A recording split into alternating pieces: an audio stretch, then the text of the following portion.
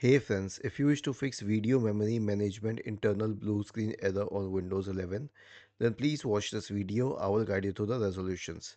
The first one is to update the graphics card drivers. Okay, so search for device manager in the Windows search bar and open device manager. Now expand the list for display adapters. Right click on the first one and select update drivers. The next one is an SFC scan. Search for command prompt in the Windows search bar.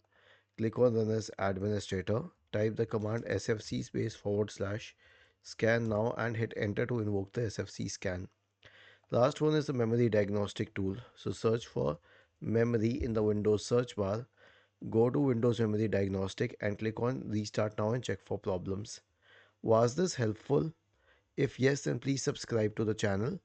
If not, then let us know in the comment section of the video on how we could help you further. Thank you for watching this video and have a nice day.